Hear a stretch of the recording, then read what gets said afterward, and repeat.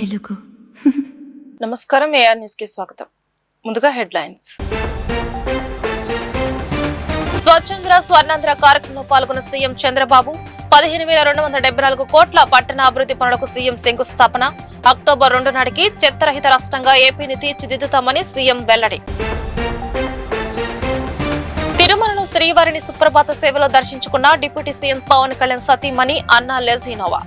పవన్ కళ్యాణ్ శస్త్రచికిత్స విజయవంతం కావడంతో మొక్కులు చెల్లించిన అన్నా లెజినోవా వారాహి స్వామి, బేడి ఆంజనేయ స్వామిని దర్శించుకుని ప్రత్యేక పూజ నిర్వహించిన అన్నా లెజినోవా.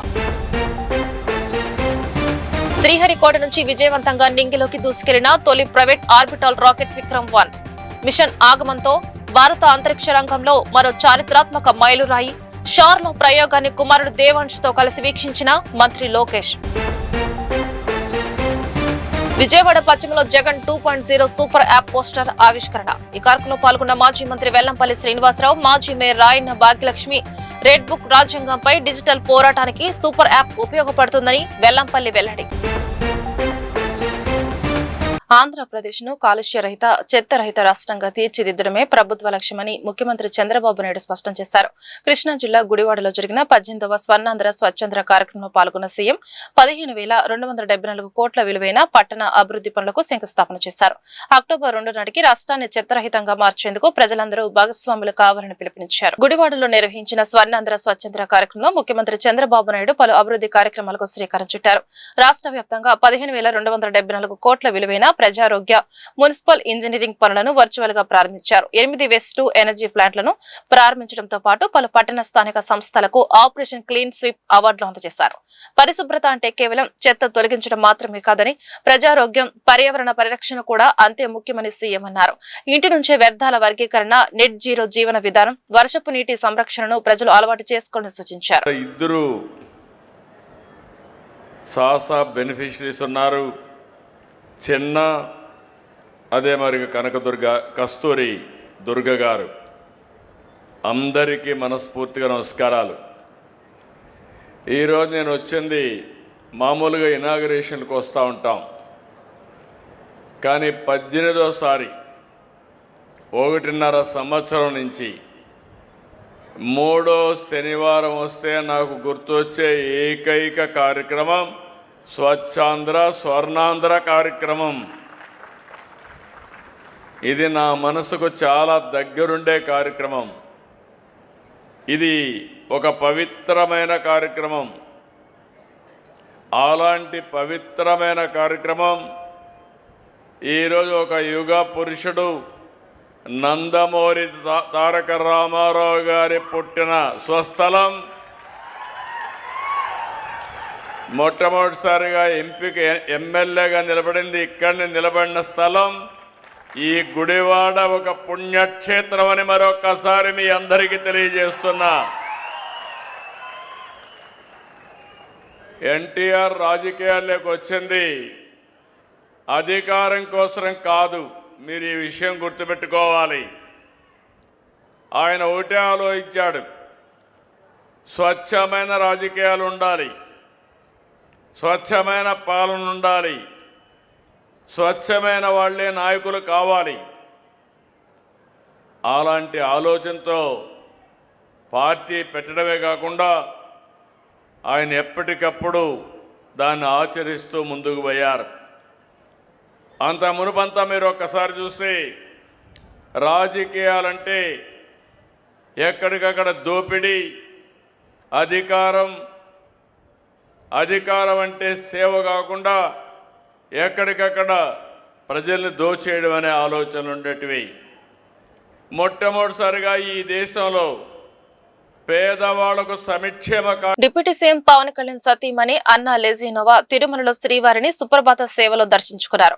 పవన్ కళ్యాణ్ భుజానికి ఇటీవల జరిగిన శస్త్రచికిత్స విజయవంతం కావడంతో మొక్కులు చెల్లించుకున్నారు. నిన్న కాలినడకన తిరుమలకు చేరుకున్న డిప్యూటీ సీఎం పవన్ కళ్యాణ్ సతీమణి అన్నా లెజినోవా క్షేత్ర సంప్రదాయం ప్రకారం ముందుగా వారాహ స్వామిని దర్శించుకుని అనంతరం శ్రీ వెంకటేశ్వర స్వామిని దర్శించుకున్నారు. ఈ ఉదయం సుప్రభాత సేవలో పాల్గొని స్వామివారి ఆశీస్సులు పొందారు. దర్శనం అనంతరం రంగనాయకుల మండపంలో వేద పండితుల ఆశీర్వచనం భోజనం అందించగా టీటీడీ అధికారులు తీర్థ ప్రసాదాలు అందజేశారు. అనంతరం ఆలయ ఎదురుగా ఉన్న అఖిలాండ వద్ద కొబ్బరికాయలు కొట్టి మొక్కులు చెల్లించిన అన్నా లెజినోవా వేడి ఆంజనేయ స్వామిని కూడా దర్శించుకున్నారు. ఇటీవల పవన్ కళ్యాణ్ భుజానికి జరిగిన శస్త్రచికిత్స విజయవంతం కావడంతో స్వామివారికి కృతజ్ఞతలు తెలిపేందుకు ఈ దర్శనం చేసినట్లు సమాచారం. గతంలో తన కుమారుడు సింగపూర్ లో జరిగిన అగ్ని ప్రమాదం నుంచి సురక్షితంగా బయటపడిన సందర్భంగా కూడా ఆమె తిరుమల శ్రీవారిని దర్శించుకుని మొక్కులు చెల్లించారు.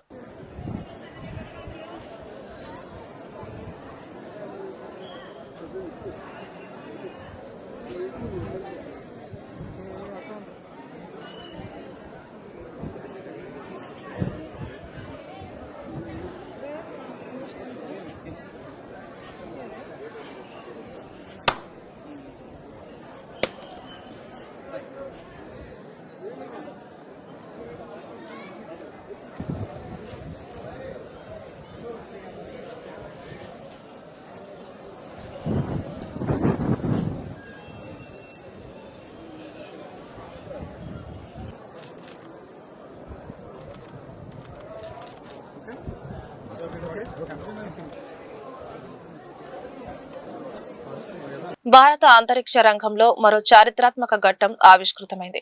ప్రైవేట్ స్పేస్ టెక్నాలజీ సంస్థ సర్క్యూట్ ఎయిర్ స్పేస్ అభివృద్ధి చేసిన దేశ తొలి ప్రైవేట్ ఆర్బిటాల్ క్లాస్ రాకెట్ విక్రమ్-1 ను మిషన్ ఆగమన్ పేరుతో శ్రీహరికోటలోని షార్ నుంచి విజయవంతంగా ప్రయోగించారు. ఈ ప్రయోగాన్ని విద్యా ఐటీ శాఖల మంత్రి నారా లోకేష్ తన కుమారుడు దేవాంశ్ తో కలిసి వీక్షించారు. శనివారం ఉదయం 11:30 శ్రీహరికోటలోని సతీష్ ధావన్ అంతరిక్ష కేంద్రం నుంచి విక్రమ్-1 రాకెట్ విజయవంతంగా నింగిలోకి దూసుకెళ్తాయి. పూర్తి స్వదేశీ సాంకేతికతతో స్కైరూట్ ఎయిర్ స్పేస్ రూపొందించిన ఈ రాకెట్ భారతదేశపు తొలి private orbital class launch vehicle గా చరిత్ర సృష్టించింది. సుమారు 350 కిలోల బరువున్న 4 చిన్న ఉపగ్రహాలను 450 కిలోమీటర్ల ఎత్తులోని నిమ్మ కక్షలోకి ప్రవేశపెట్టేలా విక్రమ్-1 ను రూపొందించారు. ఈ ప్రయోగంలో టెక్నాలజీ డెమాన్స్ట్రేషన్ పేలుళ్లతో పాటు సర్క్యూట్ కి చెందిన స్కోప్ ఉపగ్రహాలు, కాస్మిక్ బ్లూమ్ కళాకృతి, మైక్రో ఆర్ట్స్ పీస్ ను కూడా రోదసిలోకి పంపారు. ప్రయోగాన్ని షోర్లోని లాంచ్ వ్యూ గ్యాలరీ నుంచి మంత్రి నారా లోకేష్ తన కుమారుడు దేవాంశ్ తో కలిసి వీక్షించారు. ఈ కార్యక్రమంలో Skyroot Aerospace CEO Pavan Kumar Chandana, ISRO chairman doctor K Narayana తదితరులు పాల్గొన్నారు. విజయవాడ పశ్చిమ వైఎస్ఆర్ కాంగ్రెస్ పార్టీ కార్యాలయంలో జగన్ 2.0 సూపర్ యాప్ పోస్టర్ ను మాజీ మంత్రి వెల్లంపల్లి శ్రీనివాసరావు, మాజీ మేయర్ రాయన్న భాగ్యలక్ష్మి ఆవిష్కరించారు. ఈ సందర్భంగా కూటమి ప్రభుత్వ విధానాలపై మాజీ మంత్రి వెల్లంపల్లి విమర్శలు గుప్పించారు.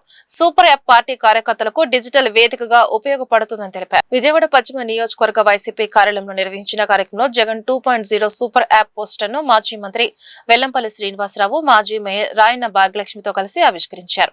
ఈ సందర్భంగా మాట్లాడిన వెల్లంపల్లి శ్రీనివాసరావు, పార్టీ కార్యకర్తల అభిప్రాయాలు, సమస్యలు నేరుగా పార్టీ అధినేత దృష్టికి తీసుకెళ్లడం, ప్రభుత్వ వైఫల్యాలను ప్రజలకు చేరవేయడమే ఈ యాప్ లక్ష్యమని తెలిపారు. సోషల్ మీడియాపై అణచివేత జరుగుతోందని ఆరోపిస్తూ ప్రతి వైసీపీ కార్యకర్త ఈ యాప్ ను డౌన్లోడ్ చేసుకోవాలని పిలుపునిచ్చారు. అమరావతిలో పేదలకు కేటాయించిన ఇళ్ల స్థలాల రద్దుపై న్యాయ పోరాటం చేస్తామని స్పష్టం చేసిన ఆయన, కూటమి ప్రభుత్వం ఎన్నికల హామీలను అమలు చేయడంలో విఫలమైందని ఆరోపించారు. అలాగే విద్య, వైద్యం, అమరావతి, పవన్ కళ్యాణ్ కూటమి ప్రభుత్వ విధానాలపై కూడా విమర్శలు చేశారు. ఈ కార్యక్రమంలో పలువురు వైసీపీ నాయకులు, కార్యకర్తలు పాల్గొన్నారు.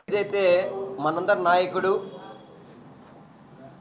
మన వైఎస్ జగన్మోహన్ రెడ్డి గారు కార్యకర్తలు, నాయకుల యొక్క అభిప్రాయ సేకరణ కోసం కావచ్చు, వారికి మేలు చేసే విధంగా కావచ్చు, పార్టీ యొక్క కార్యకలాపాలు మన పార్టీ నాయకులకి, కార్యకర్తలకి అందరికీ తెలిసే విధంగా కావచ్చు, కార్యకర్తలు కానీ, నాయకులు కానీ, పార్టీ అభిమానులు కానీ పడుతున్న ఇబ్బందుల్ని వారి దృష్టికి తీసుకెళ్లే విధంగా కావచ్చు, జగన్ 2.0 సూపర్ యాప్ అనేది మొన్న లాంచ్ చేయడం జరిగింది.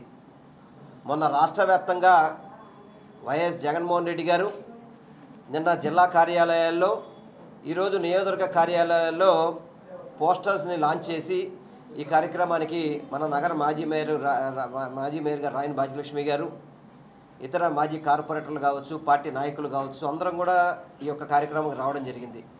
దీని ముఖ్య ఉద్దేశం ఒకటే, పార్టీ యొక్క కార్యకలాపాలు ప్రతి ఒక్క నాయకుడికి కూడా చేరే విధంగా, ఏదైతే అధికార పార్టీ చేసే తప్పుల్ని కూడా తెలియజేసే విధంగా, ఎందుకంటే వాళ్ళకున్న మీడియా ద్వారా, పచ్చ మీడియా ద్వారా తప్పుడు సమాచారాన్ని ప్రజలకు చేరవేసే విధంగా వాళ్ళు తప్పుడు సమాచారాన్ని ప్రజలకు చేరవేస్తున్నారు. వాటన్నింటినీ కూడా పటాపంచలు చేసే విధంగా ఎప్పటికప్పుడు పార్టీ యొక్క వాయిస్ను కూడా వినిపించే విధంగా ఈ యాప్ యొక్క లక్ష్యం. అదేవిధంగా జగన్ 2.0 సూపర్ యాప్లో ఏదైతే డిజిటల్ బుక్ కూడా ఇంక్లూడ్ అయ్యారు. దీంట్లో పార్టీ కార్యకర్తల నాయకుల్ని అన్యాయంగా ఇబ్బంది పెట్టినప్పటికీ కానీ, రెడ్ బుక్ రాజ్యాంగం ద్వారా పార్టీ నాయకులు కానీ కార్యకర్తలు కానీ ఇబ్బంది పెడుతుంది కానీ, ప్రతి ఒక్కటి కూడా దీంట్లో పొందుపరుచుకునే అవకాశం ఉంటుంది.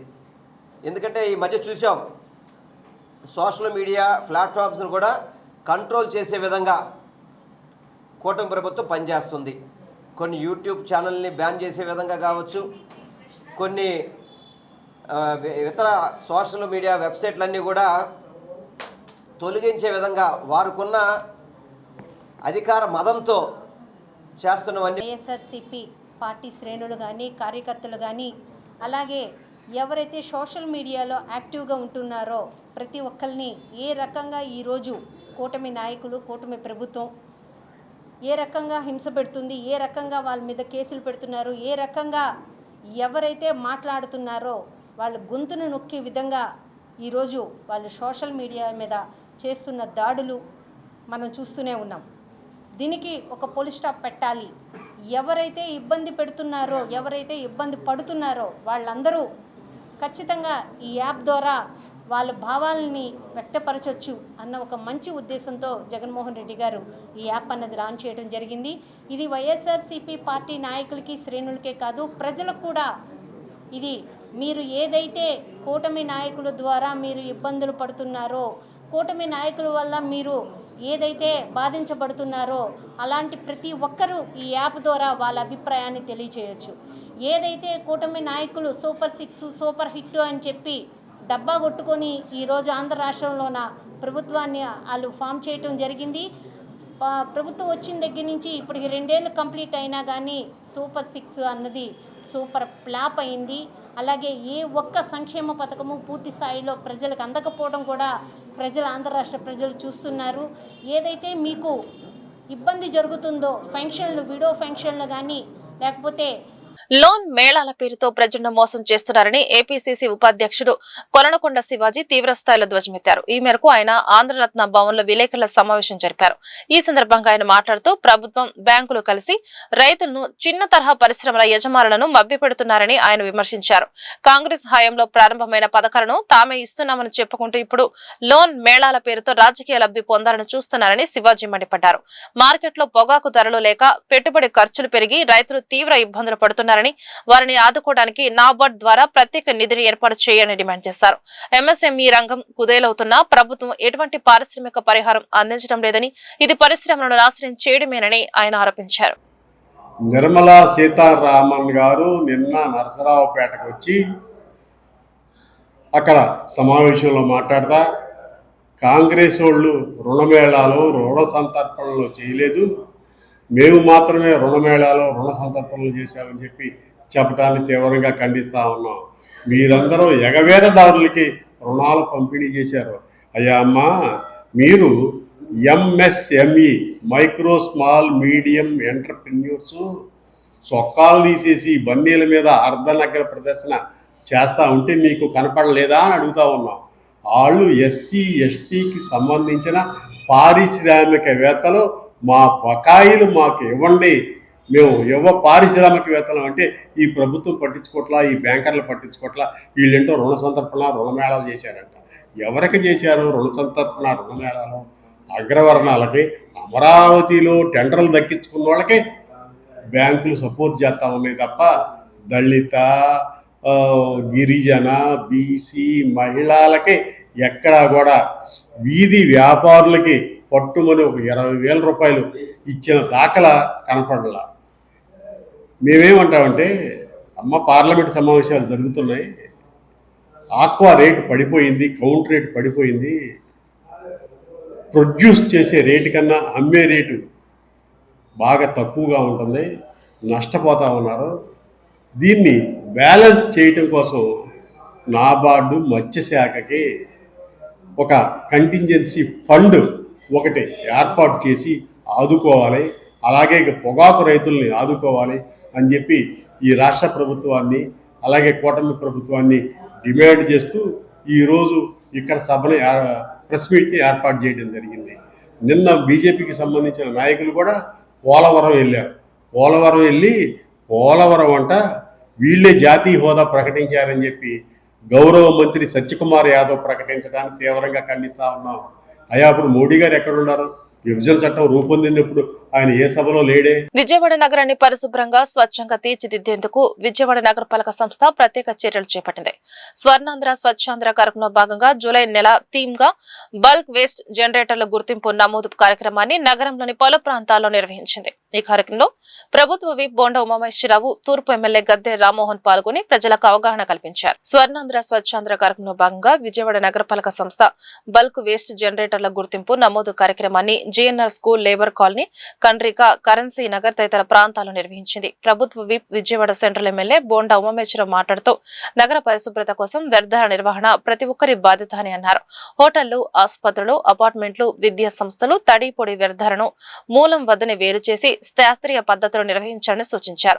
తూర్పు ఎమ్మెల్యే గద్దె రామ్మోహన్ మాట్లాడుతూ పరిశుభ్రమైన నగర నిర్మాణంలో బల్క్ వేస్ట్ జనరేటర్ల పాత్ర కీలకమని నగరపాలక సంస్థ చేపడుతున్న నమోదు కార్యక్రమానికి అన్ని సంస్థలు సహకరించాలని కోరారు. విజయవాడలో ప్రైవేటు ట్రావెల్స్ బస్సులపై పోలీసులు అర్ధరాత్రి మెరుపు తనిఖీలు నిర్వహించారు.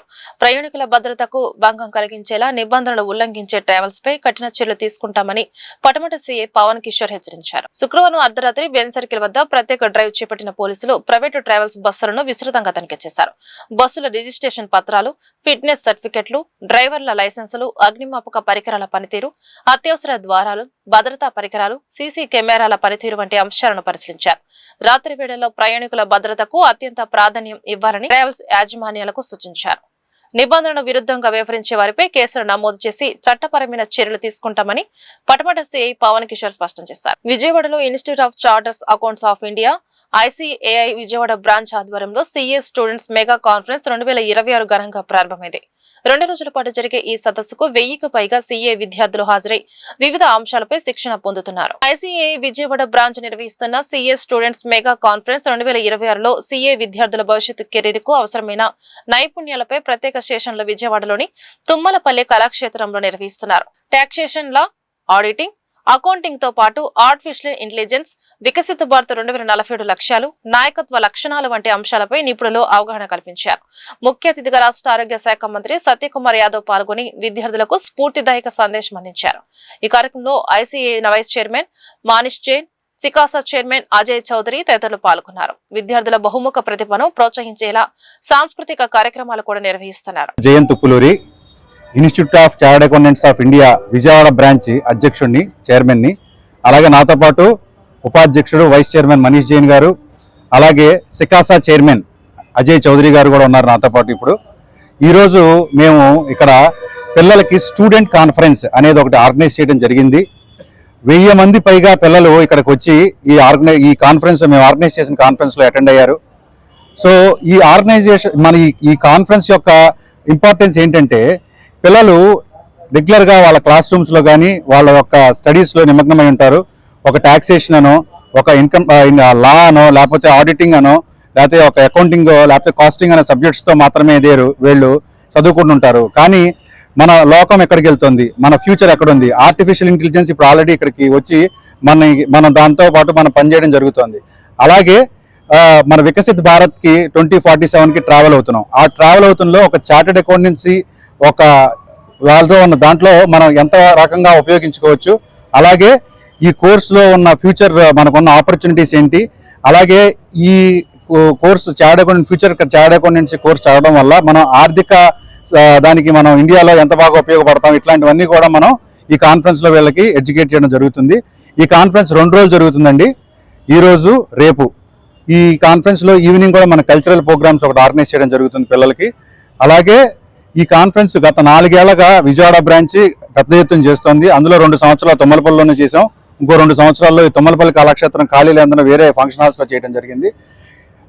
రోజుకి సంవత్సరానికి ఈ కార్యక్రమం ఆదరణ పెరుగుతుంది. అలాగే ఈరోజు ఈ కార్యక్రమానికి ముఖ్య అతిథిగా మన ఆరోగ్య శాఖ మంత్రి సత్యకుమార్ యాదవ్ గారు అక్కడ రావడం జరిగింది.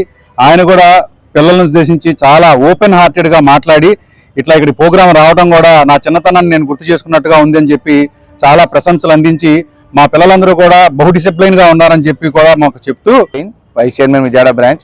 We are handling, our branch ICI is handling this program from many years. It is the shaping of the future of the students, and all the members are supporting this program. Now at present in the hall, all 1,000 members, at present 1,000 plus members are there. It is the future of our CA. So we respect this program very well, and I thank you for hall, such a beautiful atmosphere in hall, and training, and Board of Studies has given such an opportunity for the students to engage in every field of programs like AI, startups, and everything has been, we have 6 technical sections. Every section is a different module, and we hope the students gets the better result. Ajay Chowdary Borra అండి, సికాసా chairman, chartered అకౌంటెంట్ని, Vijayawada branch తరఫు నుంచి మాట్లాడుతున్నాము. ఈ రోజు వచ్చేటప్పటికి మనకి 2 days students conference అనేది నిర్వహించాము. పేరు వచ్చేటప్పటికి అన్విక ఎయిమ్ అచీవ్ ఎస్ఎన్ అనే టైటిల్తో ముందుకెళ్ళాము. మనం స్టార్టింగ్ మేమైతే చాలా తక్కువ 600 మెంబర్స్తో స్టార్ట్ చేసాం రిజిస్ట్రేషన్స్. సో ఇప్పుడు వచ్చేటప్పటికి 1000+ స్టూడెంట్స్ అనేది ఇక్కడ మనకి రిజిస్టర్ అయ్యారు. సో ఈ 2 days కాన్ఫరెన్స్లో స్టూడెంట్స్ ఏం నేర్చుకుంటారంటే skill up sessions, knowledge sessions, ఎలా అయితే మనం ఓన్లీ అకాడమిక్సే కాదు బయట ప్రపంచం ఎలా ఉంది అనేది కూడా తెలుసుకోవడానికి ఈ స్టూడెంట్స్కి ఈ సెషన్స్ పెడతాము. డైరెక్ట్ జాబ్స్లోకి వెళ్ళడానికి కానీ బయట మనం ఎలా డీల్ చేయాలి అనేది ఈ సెషన్స్లో నేర్చుకుంటాము. అలాగే ఈ ప్రోగ్రామ్కి మన హెల్త్ మినిస్టర్ సత్యకుమార్ యాదవ్ గారు, అలానే డైరెక్టర్ శైలేష్ కొల్లన్ గారు వచ్చి బాగా స్టూడెంట్స్ ఇంటరాక్ట్ అయ్యి వాళ్ళని మోటివేట్ చేసి వాళ్ళ చిన్నతనాన్ని కూడా వాళ్ళు గుర్తు చేసుకొని ఇక్కడ అప్రిషియేట్ చేసి వెళ్ళారు. ఆంధ్రప్రదేశ్ లో ఎస్సీ ఎస్టీ పారిశ్రామికవేత్తలకు ప్రభుత్వం కల్పిస్తున్న సబ్సిడీల పంపిణీ ప్రక్రియపై తీవ్ర అసంతృప్తి వ్యక్తమవుతుంది. ఈ మేరకు ఏపీ ఎస్సీ ఎస్టీ పారిశ్రామికవేత్తల సంఘం రాష్ట్ర కార్యదర్శి ఆర్ రమేష్ ఆధ్వర్యంలో గాంధీనగర్ ప్రెస్ క్లబ్ నందు మీడియా సమావేశం నిర్వహించారు. ఈ సందర్భంగా ఆయన మాట్లాడుతూ పరిశ్రమల స్థాపనకు ప్రభుత్వం ఇచ్చిన హామీల మేరకు సబ్సిడీల పంపిణీలో ఎటువంటి స్పష్టమైన ప్రాధాన్యత లేదా సీనియారిటీని పాటించడం లేదని ఆరోపించారు. అర్హులైన వారికి క్రమ పద్ధతిలో కాకుండా 20%, 30%, 40% అంటూ ఇష్టానుసారంగా సబ్సిడీలు ఇస్తూ ప్రభుత్వం గందరగోళానికి గురి చేస్తుందని సంఘం ప్రతినిధులు పేర్కొన్నారు. 2022, 23 మరియు 25లో సబ్సిడీలకు ఎంపికైన అనేక మందికి ఇప్పటికీ నిధులు అందలేదని, దీనివల్ల ఆర్థిక భారం పడి తాము ఇబ్బందులు ఎదుర్కొంటున్నామని రమేష్ వివరించారు. గత అక్టోబర్లో ప్రభుత్వం ఎంఎస్ఎంఈల కోసం 1500 కోట్లు విడుదల చేస్తున్నట్లు చేసిన ప్రకటన పారిశ్రామికవేత్తలలో ఎంతో ఆశను కల్పించిందని, అయితే ఆ తర్వాత జరిగిన పంపిణీ ప్రక్రియ మాత్రం తీవ్ర నిరాశకు గురి చేసిందని వారు అసహనం వ్యక్తం చేశారు. అధికారులు మరియు ప్రభుత్వం తక్షణమే స్పందించి పారదర్శకమైన విధానాన్ని అనుసరించి అర్హులందరికీ సబ్సిడీలను అందించాలని పారిశ్రామికవేత్తలు డిమాండ్ చేశారు. ఆంధ్రప్రదేశ్ రాష్ట్ర ఎస్సీ ఎస్టీ పారిశ్రామికవేత్తల రాష్ట్ర ఆర్గనైజర్ సెక్రటరీగా వర్క్ చేస్తా ఉన్నానండి. ప్రభుత్వం ఇంటికి ఒక పారిశ్రామికవేత్తగా నినాదంతో ఇండస్ట్రీస్ పెట్టండి, మేము మీకు సపోర్ట్ చేస్తామనే నినాదంతో మా చేత ఇండస్ట్రీస్ పెట్టించేయండి. అయితే ఈ స్కీమ్ పెట్టినప్పటి నుంచి ఇప్పటి వరకు కూడా ఎప్పుడు బకాయిల సమస్య అనేది లేదండి. ఎప్పుడు కూడా ఎంత అమౌంట్ వచ్చినా కూడా ఖచ్చితంగా ప్రయారిటీ బేస్ మీద అందరికి ఇచ్చేసేవాళ్ళు. గత ప్రభుత్వంలో జగన్మోహన్ రెడ్డి గారు 22లో సబ్సిడీలు ఇచ్చి 3 సంవత్సరాలు బకాయిలు పెట్టి మమ్మల్ని ఇబ్బంది పెట్టినారు. రాష్ట్ర వ్యాప్తంగా ఆంధ్రప్రదేశ్లో ఉన్న ఎస్సీ ఎస్టీ పారిశ్రామికవేత్తలందరూ కూడా రాష్ట్ర స్థాయి, జిల్లా స్థాయి కమిటీలు వేసుకొని మరి మన సబ్సిడీలో రావాలి అంటే కూటమి ప్రభుత్వం రావాలనే నినాదంతో మేమందరం జిల్లా కోఆర్డినేటర్గా ప్రతి జిల్లాకు ఒక కోఆర్డినేటర్ పెట్టి అందరూ కలిసికట్టుగానే ప్రభుత్వాన్ని తెచ్చుకున్నామండి. మరి ప్రభుత్వం వచ్చినప్పటికీ మాకు న్యాయం జరగలేదండి. లాస్ట్ ఇయర్ అక్టోబర్లో ఎంఎస్ఎంఈలకు 1500 కోట్లు రిలీజ్ చేస్తున్నామని చెప్పి అనౌన్స్ చేశారు. ఆ వార్త వినగానే నిజంగా ఎస్సీ ఎస్టీ వాళ్ళందరూ కూడా చాలా సంతోషపడ్డామండి. ఎందుకంటే అప్పటికి 3 సంవత్సరాలుగా ఆర్థిక భారంతో ఇబ్బంది పడుతున్న అందరం కూడా చాలా సంతోషం వేసింది. ఓకే, అమౌంట్ కేటాయించారు, మన ప్రాబ్లమ్స్ అన్ని సాల్వ్ అయిపోతాయనే ఉద్దేశంతో చాలా భరోసాగా ఉన్నాం. తీరా చూస్తే 20%, 30%, 40% అనేది ఇచ్చుకుంటా వచ్చారండి. అది కూడా అందరికీ కాదు. అంటే 22లో శాంక్షన్ అయిన వాళ్ళు ఉంటారు, 23లో శాంక్షన్ అయిన వాళ్ళు ఉంటారు, 25లో శాంక్షన్ అయిన వాళ్ళు కూడా ఉంటారు. కానీ ఒక ప్రయారిటీ లేకుండా, ఒక సీనియారిటీ లేకుండా, ఒక స్పష్టమైన ఒక మార్గం లేకుండా ఇష్టం వచ్చినట్లుగా 22ఓడికి ఇవ్వకుండా 24, 25 వాళ్ళకి ఇచ్చేశారు. అది కూడా 10%, 24 ఓడికి 10% పెడితే 25 ఓడికి ఏమో 40% ఇచ్చే. నీట్ 2026 ఫలితాల్లో ఆకాష్ ఇన్స్టిట్యూట్ విద్యార్థులు మరోసారి తమ సత్తా చాటారు. ఆల్ ఇండియా స్థాయిలో టాప్ ర్యాంకులు సాధించడంతో పాటు ఆంధ్రప్రదేశ్ లోని విద్యార్థులు విశేష ప్రతిభ కనపరిచారు. విజయవాడలో నిర్వహించిన మీడియా సమావేశంలో ఆకాష్ ప్రతినిధులు తమ సంస్థ వివరాలను వెల్లడించారు. నీట్ 2026 పరీక్షా ఫలితాల్లో ఆకాష్ ఇన్స్టిట్యూట్ విద్యార్థులు అత్యుత్తమ ప్రతిభ కనపరిచిన ఆంధ్రప్రదేశ్ సౌత్ బ్రాంచ్ల senior assistant director Anil Kumar J తెలిపారు. రీనీట్ పరీక్ష జరిగినప్పటికీ విద్యార్థులు ఆత్మవిశ్వాసంతో పరీక్షను ఎదుర్కొని అద్భుత ఫలితాలు సాధించారని చెప్పారు. ఆల్ ఇండియా టాప్ 10 లో ఆకాష్ విద్యార్థులు 1, 3, 7, 8 ర్యాంకులు సాధించగా టాప్ 50లో 18 మంది, టాప్ 100లో 41 మంది నిలిచారు. ఏపీ, తెలంగాణ కలిపి టాప్ 100లో 2 ర్యాంకులు దక్కాయి. ఆంధ్రప్రదేశ్ లో తిరుపతి విద్యార్థులు 671 మార్కులు, విజయవాడ విద్యార్థి 606 మార్కులు సాధించగా విజయవాడ బ్రాంచ్ లో 500కు పైగా మార్కులు సాధించిన 11 మంది విద్యార్థులు ఉన్నారని వెల్లడించారు. ఈ విజయానికి కృషి చేసిన అధ్యాపకులు, విద్యార్థులను అభినందించిన అనిల్ కుమార్ త్వరలో జరిగే కౌన్సిలింగ్ లోనూ విద్యార్థులు మరిన్ని విజయాలు సాధిస్తారని ఆశాభావం వ్యక్తం చేశారు. నా పేరు అనిల్ కుమార్ అండి. నేను ఇక్కడ సీనియర్ అసిస్టెంట్ డైరెక్టర్ గా వర్క్ చేస్తున్నాను ఏపీ సౌత్ బ్రాంచెస్ కి. సో విజయవాడ నుంచి తిరుపతి వరకు ఉన్న బ్రాంచెస్ అన్ని హ్యాండిల్ చేస్తున్నాను. And we are very happy to share that Aakash institute like previous year కూడా నీట్ 2026లో సో అద్భుతమైన రిజల్ట్ సాధించింది. అది that complete credit goes to our teachers, students. అంటే స్టూడెంట్స్ అని ఎందుకు అంటున్నానంటే మెయిన్గా నీట్ ఎగ్జామ్ జరిగింది, క్యాన్సిల్ అయింది, మళ్ళీ రీనీట్ ఎగ్జామ్ అని పెట్టారు. అయినా సరే వాళ్ళకున్న మెంటల్ స్టేటస్, స్టేబుల్ మెంటల్ స్టేటస్ని మెయింటైన్ చేస్తూ they achieved this kind of wonderful results అండి. సో యాక్చువల్గా వాళ్ళని ఫస్ట్ కంగ్రాచులేట్ చేయాలి. లేట్ అవుతుంది కాబట్టి ముందు మనం మాట్లాడేస్తున్నాం. So we will felicitate them also in front of you. So NEET and re NEET ఆ పేపర్ స్టాండర్డ్ కూడా మీరు నోటీస్ చేసే ఉంటారు. ఫస్ట్ జరిగిన నీట్ ఎగ్జామ్ కన్నా తర్వాత జరిగిన రీనీట్ ఎగ్జామ్ డిఫికల్ట్ లెవెల్లో జరిగింది. అయినా సరే వాళ్ళకున్న ప్రిపరేషన్ స్టాండర్డ్స్ని బేస్ చేసుకొని స్టెబుల్గా they gave the exam in a fantastic way. So all India వైడ్లో టాప్ 10 ర్యాంక్స్లో 4 ర్యాంక్స్ ఆకాష్ ఇన్స్టిట్యూట్కి వచ్చాయి sir. Rank 1, 3, 7 and 8 total 4 ranks Aakash institute below 10 and below 50 18 ranks సాధించామండి. అలానే బిలో 100 41 ర్యాంక్స్ ఉన్నాయి. ఇది ఆల్ ఇండియా వైడ్ బిలో 100 వరకు. మన బ్రాంచెస్ వరకు, మన ఆంధ్రప్రదేశ్ వరకు మాట్లాడితే బిలో 100 మనకి తెలంగాణ, ఆంధ్రప్రదేశ్, తెలుగు స్టేట్స్ కలిపి మాట్లాడితే 2 ర్యాంక్స్ ఉన్నాయి సార్ బిలో 100. బిలో 10 అయితే ఏదీ లేదు ప్రస్తుతానికి. బిలో 100 2 ర్యాంక్స్ అయితే ఉన్నాయి సార్. నెక్స్ట్ మన స్టేట్స్లో, మన ఈ ఆంధ్ర స్టేట్ ఒకటే కన్సిడర్ చేస్తే మన డిస్ట్రిక్ట్స్ అన్నిటిలోనూ best score 671 marks from Tirupati అండి. So 671 marks from Tirupati. And మన విజయవాడ నుంచి బెస్ట్ స్కోర్ 606 మార్క్స్ వచ్చినాయి. సో 500+ కూడా 11 స్టూడెంట్స్ ఉన్నారు సార్. అది మన బ్రాంచ్ రిజల్ట్. అండ్ మీ అందరికీ తెలిసింది ఇప్పుడు కంటిన్యూస్గా న్యూస్ పేపర్లో వాటిలో రిపీటెడ్గా జరుగుతున్నది. మనకు వచ్చిన రిజల్ట్స్ని వేరే ఇన్స్టిట్యూట్స్ వాళ్ళు కూడా క్లెయిమ్ చేస్తూ ఉన్నారు. వార్త ముగించే ముందు హెడ్లైన్స్ మరొకసారి. స్వచ్ఛంద్ర స్వర్ణాంధ్ర కార్యక్రమంలో పాల్గొన్న సీఎం చంద్రబాబు 15,274 కోట్ల పట్టణ అభివృద్ధి పనులకు సీఎం శంకుస్థాపన. అక్టోబర్ 2 నాటికి చెత్తరహిత రాష్ట్రంగా ఏపీని తీర్చిదిద్దుతామని సీఎం వెల్లడి. తిరుమలలో శ్రీవారిని సుప్రభాత సేవలో దర్శించుకున్న డిప్యూటీ సీఎం పవన్ కళ్యాణ్ సతీమణి అన్నా లెజినోవా.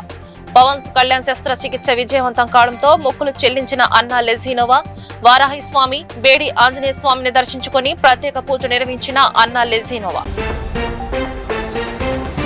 శ్రీహరికోట నుంచి విజయవంతంగా నింగిలోకి దూసుకెళ్లిన తొలి ప్రైవేట్ ఆర్బిటాల్ రాకెట్ విక్రమ్-1 మిషన్ ఆగమంతో భారత అంతరిక్ష రంగంలో మరో చారిత్రాత్మక మైలురాయి. షార్లో ప్రయోగాన్ని కుమారుడు దేవాంశ్ తో కలిసి వీక్షించిన మంత్రి లోకేష్.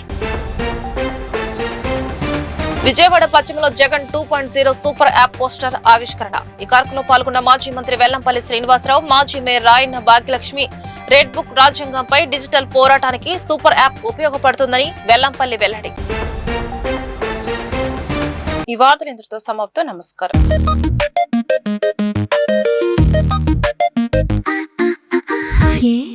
ARTV తెలుగు.